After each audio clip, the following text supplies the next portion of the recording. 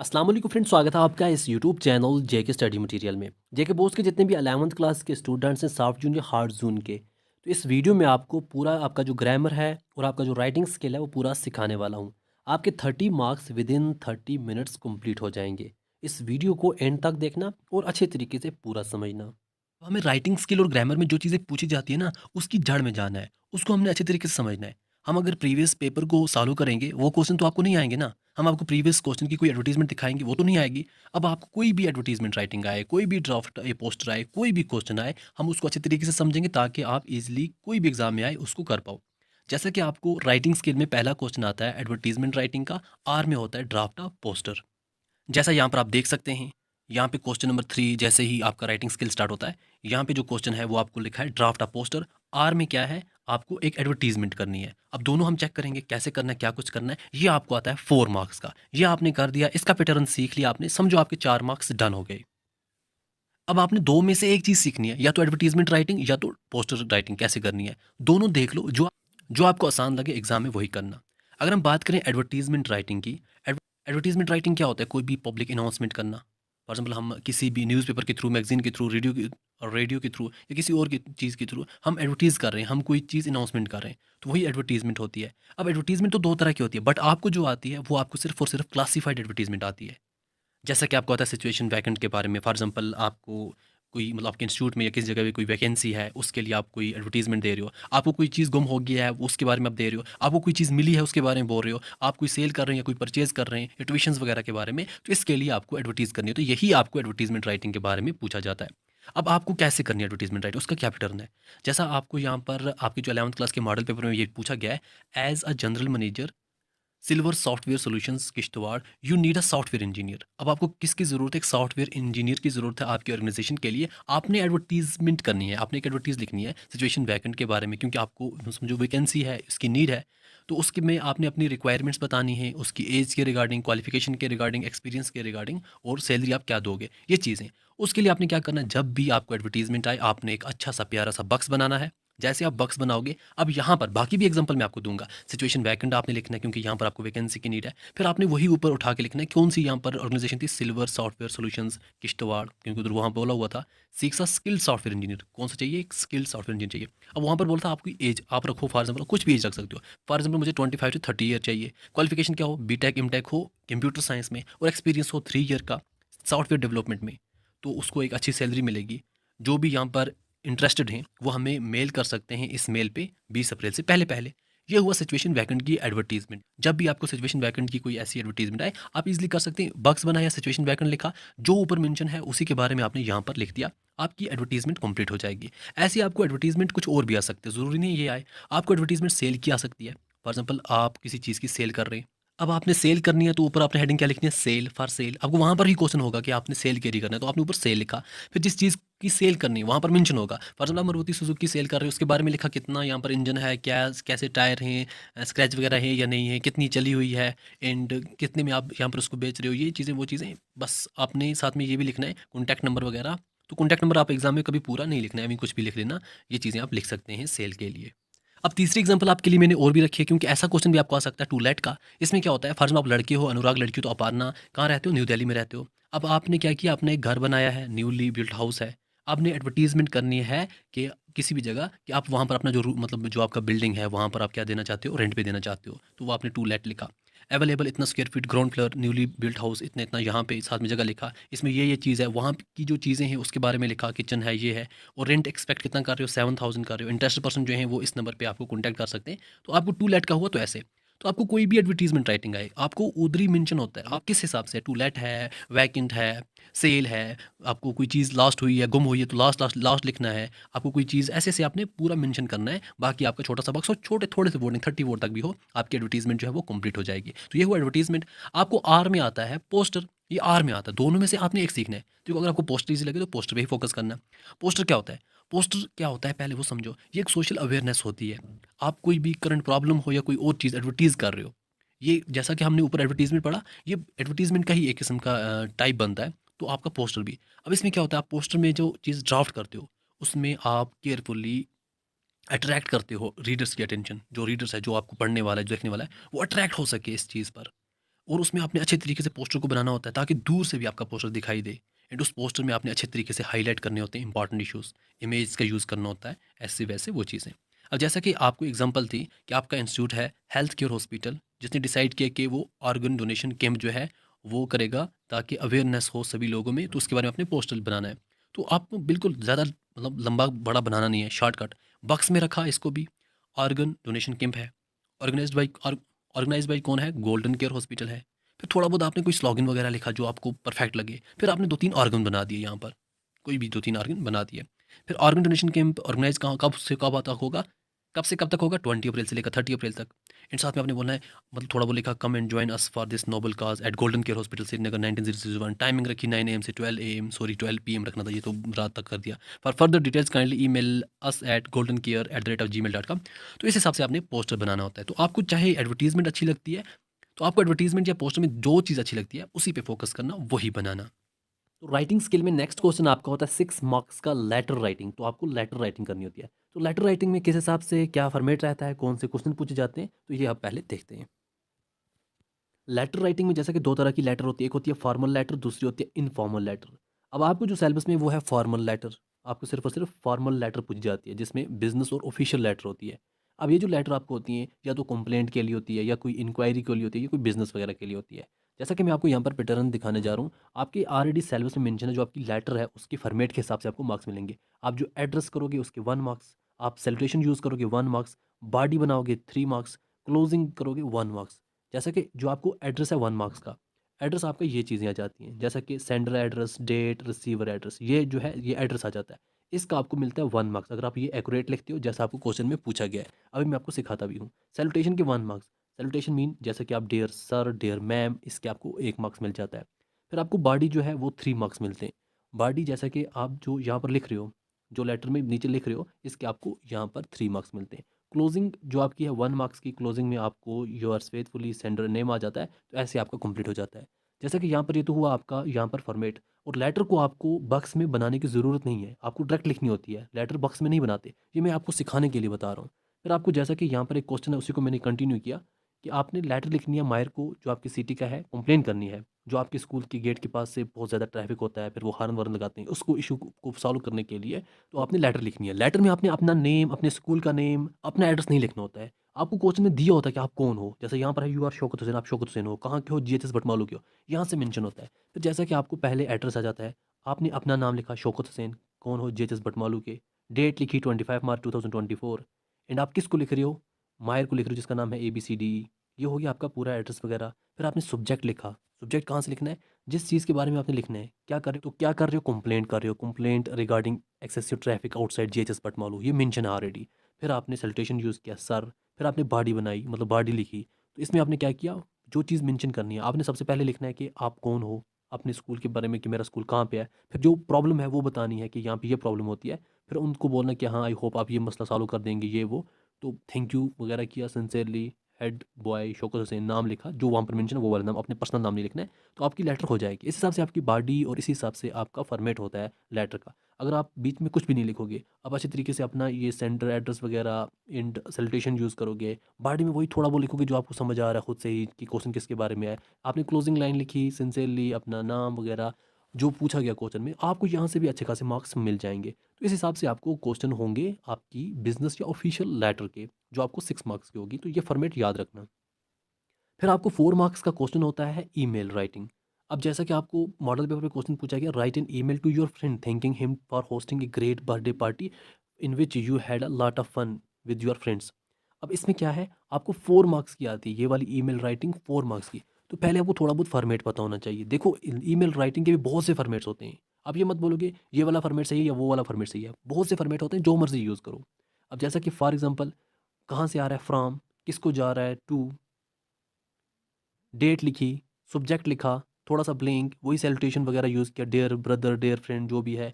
Body थोड़ी बहुत लिखी शॉर्टकट कि आप जिसके बारे में लिख रहे हो, एंड रिगार्ड्स, सेंडर नेम, हो गया कंप्लीट। इसको आप अपने बॉक्स में डालना, जो आप जब आप यहाँ पर लिखोगे ईमेल, बॉक्स में डालना। जैसे कि ऊपर हमारा एक क्वेश्चन था आपको कि write an email to your friend thanking him for hosting a great birthday party in which you had a lot of fun with your friend. अब आपने क्या किया, फ्रॉम, मतलब फ्रॉम से मेल की, फ्राम कौन हो आप, abc@gmail.com, टू जिसको कि xyz@gmail.com, डेट क्या थी 2 अप्रैल 2024, सब्जेक्ट क्या लिखा thank you for the amazing birthday bash something जो भी लिखो, हे XYZ क्योंकि आप XYZ को लिख रहे हो। तो यहाँ पर उसकी बॉडी में थोड़ा वो लिखा just wanted to drop a quick note to express my heartfelt gratitude for the fantastic birthday party, जो भी थोड़ा बहुत आपको लग समझ है लिखा। फिर लिखा यहाँ पर ABC अपना मतलब ABC की तरफ से किया तो ABC लिखा, समझो आपने अपना नाम लिखा। तो बॉक्स बनाना यहाँ पर ज़रूरी है, तो यहाँ से आपकी ईमेल हो जाएगी, बिल्कुल शॉर्टकट ट्रिक है। एंड ईमेल में अगर आप ऊपर का फ्रॉम और टू ना भी लिखोगे, डेट से आगे स्टार्ट करोगे तब भी चलेगा, अगर आप सब्जेक्ट से आगे स्टार्ट करोगे तब भी चलेगा, बट बेस्ट परफेक्ट आपका यही रहेगा फॉर्मेट, जब आप फ्रॉम और टू भी लिखोगे तो बेस्ट यहाँ पर एक्यूरेट बनता है। अदरवाइज आप अगर सब्जेक्ट से भी स्टार्ट करोगे तब भी चलेगा। फिर आपको 8 मार्क्स का होता है कि आपने कोई आर्टिकल लिखना है, कोई रिपोर्ट लिखनी है, कोई स्पीच लिखनी है, कोई पर्सनल नरेटिव लिखना है, कोई डिबेट लिखना है, ये आपको आता है 8 मार्क्स का। अब यहाँ पर थोड़ा समझिएगा, जब आपको आर्टिकल आए किसी की चीज़ के बारे में भी, जैसा कि द बेनिफिट्स ऑफ एक्सरसाइज के बारे में आया, सबसे पहले ऊपर क्या लिखा आपने, द बेनिफिट्स ऑफ एक्सरसाइज। फिर आपने उस यहाँ पर इंट्रोडक्शन किया, मतलब जैसे ये लिखा फिर थोड़ा इंट्रो दिया कि एक्सरसाइज क्या है, कैसी हैं, जैसा कि उसके बारे में लिखा कि ये बहुत अच्छी हैं हेल्थ के लिए, ये वो। फिर उसके बाद बॉडी के लिए क्या उसका इम्पैक्ट पड़ता है उसके बारे में लिखा। फिर कंक्लूजन किया, कंक्लूड किया कि थोड़ा बहुत उसका लिखा कि हाँ एक्सरसाइज करना ज़रूरी है आपके लिए, डेली रूटीन के लिए, ये वो सब कुछ लिखा। तो ये आपका आर्टिकल बन जाता है। आर्टिकल आप अपनी वर्डिंग में लिखते हो कि आप खुद से उस चीज़ को कैसे एक्सप्रेस कर रहे हो, ऐसे आपने लिखना होता है। जब भी कोई आर्टिकल है ऐसे लिखना है। अगर आपको रिपोर्ट राइटिंग आए, क्वेश्चन आया है कि आपने रिपोर्ट राइटिंग करनी है, क्योंकि इसी में आपको या तो आर्टिकल होगा या रिपोर्ट राइटिंग होगी, या आपको 8 मार्क्स का किसी भी चीज़ का रिपोर्ट राइटिंग आएगा। अगर आपको जैसे कि आपको रिपोर्ट राइटिंग आगे impact of social media and teenagers, आपने ऊपर टाइटल लिखा, मतलब टाइटल साथ में लिखने की ज़रूरत नहीं है, समझो ऊपर जो लिखा वही आपका टाइटल बन गया। फिर आपने थोड़ा बहुत इसके बारे में लिखना है, थोड़ा बहुत बेसिक जब स्टार्ट किया थोड़ा बहुत इसके बारे में लिखा। फिर उसके बाद इंट्रोडक्शन उसका किया कि हाँ सोशल मीडिया जो है उसके बारे में लिखा कि ये क्यों मतलब इम्पैक्ट कर रहा है टीनेजर को। फिर उसके बारे में आपने लिखा कि हाँ यहाँ सर्वे हुई थी, उसमें 500 टीनेजर्स के बारे में बोला गया, उसके रिजल्ट में 80% जो यहाँ पर टीनेजर्स थे उनको प्रॉब्लम हुई, ये वो ऐसी ऐसी चीज़ें की। फिर यहाँ पर कुछ डिस्कशन भी ऐड की रिपोर्ट राइटिंग में कि हाँ उस डिस्कशन के हिसाब से इसमें ये चीज़ होती है, वो चीज़ होती है। फिर कंक्लूड किया उसके बारे में कुछ इंपॉर्टेंट पॉइंट्स हाईलाइट करके, तो आपकी रिपोर्ट राइटिंग भी यहाँ पर कंप्लीट हो जाएगी, इस हिसाब से लिखनी होती है। अगर आपको कोई स्पीच है या आपने स्पीच लिखनी है, तो वो आपको स्पीच है फॉर एग्जांपल किसके बारे में, इंपॉर्टेंस ऑफ एनवायरमेंटल कंजर्वेशन के बारे में। तो आपने इसका जो इंट्रोडक्शन है पहले ऊपर जो टाइटल लिखा, आपने इंट्रोडक्शन कैसे किया, जैसे स्पीच है, स्पीच में मतलब आप बोल रहे हो कुछ ऑरली, तो आपने लिखा ladies and gentleman today I stand before you to discuss the importance of environmental conservation. फिर उसी के बारे में थोड़ा थोड़ा लिखना स्टार्ट किया, जैसे आप आर्टिकल लिखते हो वही पॉइंट आपने यहाँ पे लिखे। फिर आपका personal narrative, personal narrative mean आपको कोई भी टॉपिक दिया जा रहा है कि आप खुद से बनाओ, खुद से ही बनाओ, आप क्या बनाओगे वो आपकी मर्ज़ी है। जैसा कि यहाँ पर आपको क्या है पर्सनल नरेटिव में, कोई भी आपको कहानी दी गई है, वो कहानी आपने बनानी है, अपने वर्डिंग में जैसे मर्ज़ी लिखो, वो आप तक है। फिर आपको कोई डिबेट है, डिबेट राइटिंग, कोई क्वेश्चन ऐसा आ गया कि आप इसके बारे में डिबेट लिखो, जैसा कि आपको डिबेट लिखना है, resolve it school uniforms should be mandatory. मतलब किसी जगह पे किसी स्टेट में ये मसला चल रहा है, डिबेट है कि स्कूल यूनिफ़ॉर्म्स होना ज़रूरी है या नहीं ज़रूरी है। तो आपको ऐसा कोई डिबेट है, आपने पहले लिखा टाइटल, फिर आपने पहले स्टार्ट कैसे किया, पहले उसके पॉजिटिव पॉइंट लिखे। Positive point mean school uniform जो है वो इक्वलिटी प्रमोट करती है स्टूडेंट्स के बीच में, इसमें ये होता है, इसमें वो होता है। यहाँ पर कोई अगर गरीब स्टूडेंट्स है, उसको अमीर बंदा अगर कोई बार-बार डिफरेंट कपड़े लगा के आता है, तो जो यहाँ पर गरीब है उस बेचारे को प्रॉब्लम होती है कि देखो वो बार-बार लाता है, वो अपने बाप से नहीं ले सकता।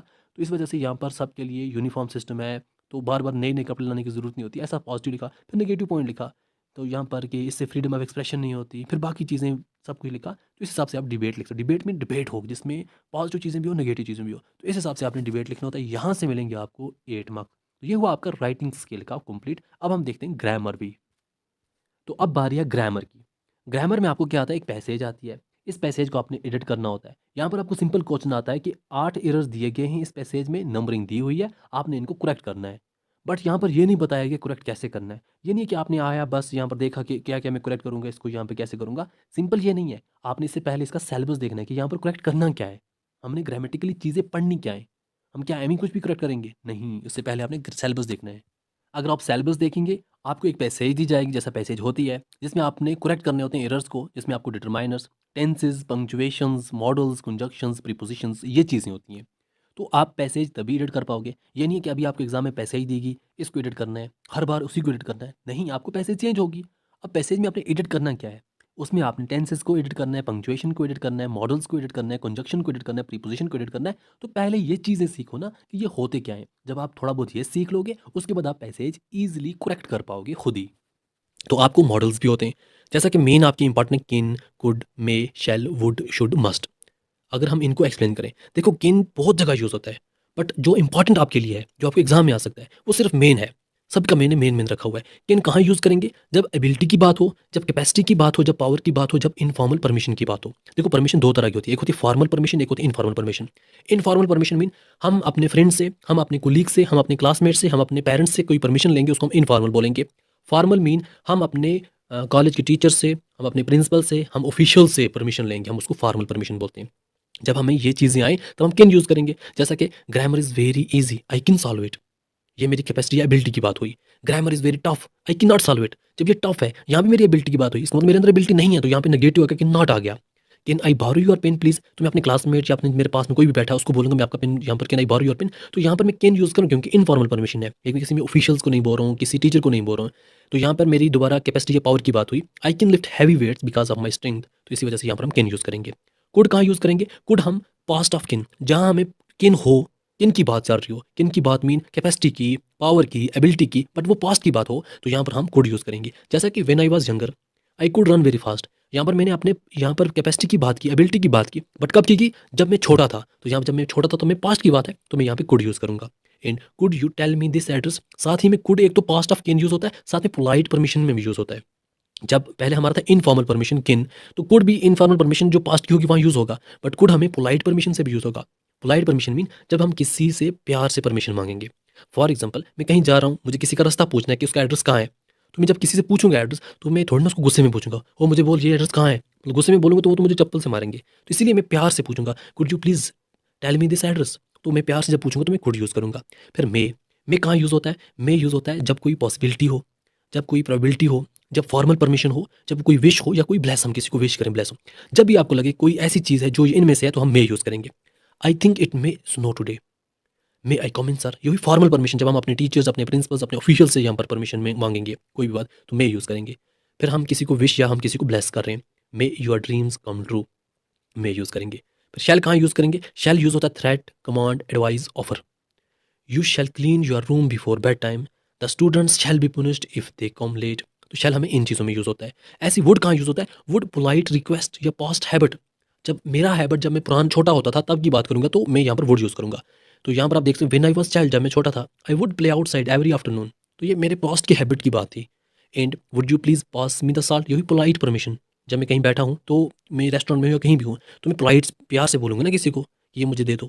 शुड कहाँ यूज़ होता है? शुड हमें यहाँ पर पास्ट ऑफ शैल यूज़ हो, जब हमें शैल हो, पास्ट की बात हो, थ्रेट में पास्ट की बात हो, कमांड में पास्ट की बात हो, एडवाइस में पास्ट की बात हो, ऑफर की पास्ट की बात हो, तो हम शुड यूज़ करेंगे।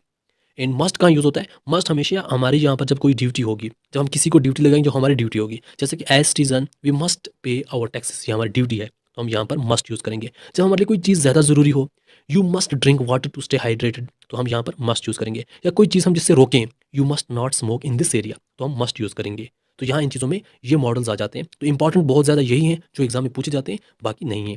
ऐसे अगर हम नेक्स्ट बात करें, हमारे लिए टेंसेस हैं। देखो टेंसेस ये तो पूरा आपके लिए 1 महीने का है, अगर हम इस तरीके से देखें। आपने मेन चीज़ें याद रखनी है। मेन के लिए क्या? आपको पहले पता होना चाहिए वर्ब की फॉर्म्स क्या होती हैं। देखो वर्ब की मेन फॉर्म क्या होती है? एक होती है बेस फॉर्म, जैसा कि मैं हम लिख रहा हूँ, मैं कोई वर्ड यूज़ कर रहा हूँ, राइट। राइट हमारा होता है वर्ब की फर्स्ट फॉर्म। ऐसे अगर हम पास्ट की बात करेंगे, जो भी हमारी कोई पास्ट की बात होगी, तो यहाँ पर रोट आ जाएगा, WROT रोट। तो यहाँ पर वर्ब की थर्ड फॉर्म रिटन आ जाएगा, WRITTEN। अगर हम प्रेजेंट की बात कर रहे हैं कंटिन्यूस में, मतलब अभी जो काम कर रहे हैं, तो उसमें ING फॉर्म आ जाता है, जैसा कि राइटिंग। तो ये आ जाता है हमारे लिए टेंसेस में। तो ये बेसिक चीज़ें जो आपने याद रखनी है। जैसा कि कोई भी बात अगर चल रही है, कोई हमारा सेंटेंस है जो पुराने पास्ट का है, तो पास्ट में हम ईड, जैसा कि हमारे पास वर्ब की सेकंड फॉर्म है, वो यूज़ करेंगे। जैसे कि मैंने आपको राइट का बोला था, तो उसमें हम रोट यूज़ करेंगे। जैसे कि वॉक, जैसे मैंने यहाँ पर एग्जाम्पल रखी है, आई वॉक, तो पास्ट की बात करेंगे, आई वॉक इट। तो यहाँ पर अगर आप देखें, अभी मैं मतलब अभी भी कंटिन्यू में अभी भी चल रहा हूँ, वॉकिंग कर रहा हूँ, तो आई एम वॉकिंग। तो यहाँ पर आपको थोड़ा यहाँ पर ध्यान देना है आपके एम पर।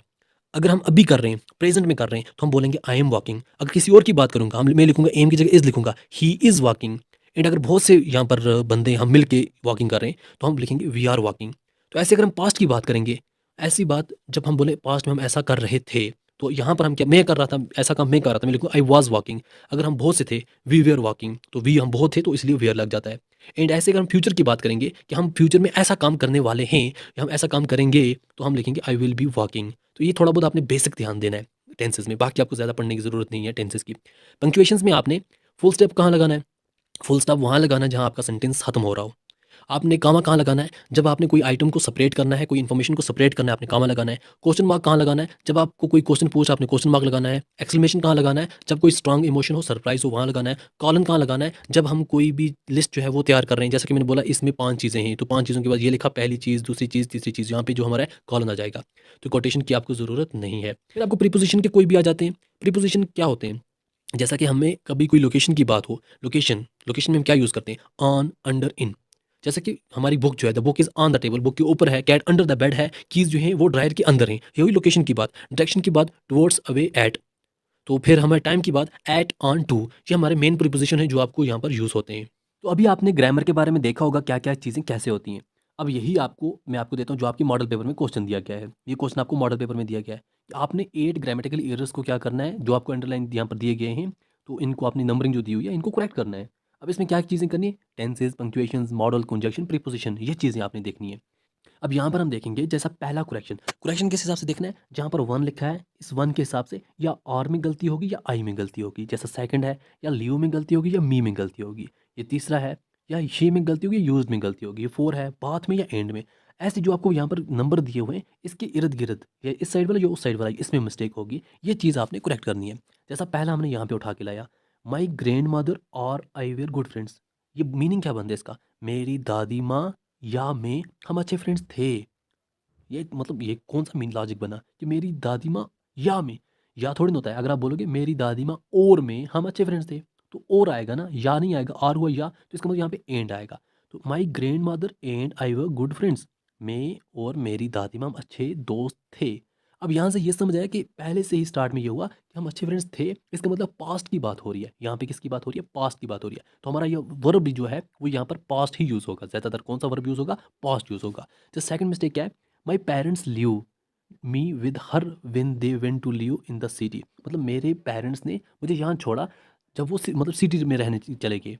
अब जब छोड़ा, पास्ट की बात है ना, लिव अभी तो नहीं छोड़ा, तो लिव की जगह लेफ्ट आएगा, क्योंकि लिव की जो पास्ट फॉर्म है वो लेफ्ट है।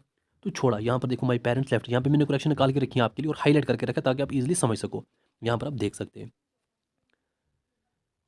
अगर हम तीसरे में देखें, she use to wake up, तो इसमें कोई करेक्शन नहीं है, ये बिल्कुल ठीक है। यहाँ पर जाएंगे फोर्थ की तरफ, तो यहाँ पर अगर हम जाएंगे, यहाँ पर देखो, she bath in dressed me in the hope. यहाँ पे देखो bath in dressed, dressed past form लगा, एंड की बात है, और बात जो है वो यहाँ पर वर्ब की फर्स्ट फॉर्म लगी, तो यहाँ पे फर्स्ट फॉर्म तो आएगी नहीं। तो फिर दोनों ही, क्योंकि एक तो पास्ट की बात हो रही है, शी बाथिड इन ड्रेसड, BATHED आएगा, बाथिड इन, जब यहाँ पर ईडी है यहाँ पर भी ईडी आएगा, तो यहाँ का मसला हल हुआ, बाथिड आएगा। ठीक है, अब जैसा कि फिफ्थ पॉइंट की तरफ जाएं, तो यहाँ से स्टार्ट करेंगे, I listened because I loved her voice therefore never bother to learn it. यहाँ पर अगर हम देखें, दो सेंटेंस बनते हैं, तो दो सेंटेंस बनाने के लिए हमने क्या करना है? मीनिंग दो सेंटेंस, तो कामे की ज़रूरत है, पंक्चुएशंस हमने यहाँ पर यूज़ करना है। तो यहाँ पर क्या आएगा? I listen because I loved her voice, है ना? I listen because I loved her voice, voice पे यहाँ पे कामा आएगा, वॉइस पे क्या आएगा? कामा, जैसा आप देख सकते हैं। फिर आगे नए से सेंटेंस स्टार्ट होगा, नए से सेंटेंस स्टार्ट होगा, देयरफॉर आई नेवर बॉदर्ड, यहाँ पे आई आएगा, आई मिसिंग है, फिर 5 की जगह I never bothered to learn it. ये हुआ कंप्लीट। फिर अगर हम 6 की बात करें, 6 और 7 हमारा एक ही सेंटेंस में कंप्लीट हो जाता है। देन शी विल, यहाँ पे देखना, then she will fetch my wooden slate. अब शी विल आया, बट पास्ट की बात हो रही है, तो शी वुड आएगा ना, कि यहाँ पर क्या आएगा? वुड आएगा, क्योंकि मैं और मेरी दादी अच्छे फ्रेंड्स थे। तो अब यहाँ पर जब इसने क्या किया, फैच माई वुडन स्लेट, कब किया? तो यहाँ पर इसीलिए पुरानी बात है, पास्ट की बात है, तो वुड आएगा, विल नहीं आएगा। फिर ऐसे अगर हम कंटिन्यू जाएंगे, तो यहाँ पर washed and plastered by dash dash yellow chalk, by dash dash yellow chalk. तो अगर हम देखें, यहाँ पर बाई नहीं आएगा, यहाँ पर आएगा with yellow chalk. She had already washed and plastered with yellow chalk, यहाँ पर विद आएगा, यहाँ विद की मिस्टेक है। फिर अगर हम 8 पॉइंट में देखें, 8 पॉइंट में अगर आप इसको यही कंटिन्यू करोगे, she had carried several slate, अगर आप यही लिखोगे, she had carried several slate, तो ये भी ठीक रहेगा। अगर कैरियड की जगह ब्रॉड भी लिखोगे, वो भी ठीक रहेगा। यहाँ आप कैरियड यूज़ करो या ब्रॉड यूज़ करो, दोनों चलेंगे। अब इसीलिए ग्रामर पढ़ने से पहले ग्रामर के बारे में पता होना चाहिए, जैसा मैंने आपको थोड़ा बहुत बेसिक सिखाया, तो तभी आप ग्रामेटिकल एरर्स जो है वो ईजिली निकाल पाओगे जब भी कोई भी आपके एग्जाम में क्वेश्चन है, क्योंकि ज़रूरी नहीं है ना यही क्वेश्चन है, कोई भी आएगा, आपको थोड़ा बहुत ग्रामेटिकल एरर के बारे में पता होगा। अगर हमें पास्ट की बात हो रही है, हम पास्ट वर्ब यूज़ करेंगे। अगर हमें फ्यूचर की बात हो जाएगी, जैसा अगर हम फ्यूचर की बात करेंगे कि मेरा जब बेटा होगा तब हम ये करेंगे वो करेंगे, तो यहाँ पर हम कोशिश करेंगे हमारे सेंटेंस जो है वो फ्यूचर होने चाहिए। जब पास्ट की बात हो तो पास्ट होने चाहिए, प्रेजेंट की बात है तो प्रेजेंट होने चाहिए। इन चीज़ों का ध्यान देना है। तो ये था हमारा राइटिंग स्किल और ग्रामर। कल आपके लिए वन शॉट वीडियो पूरा आएगा, पूरी इंग्लिश का।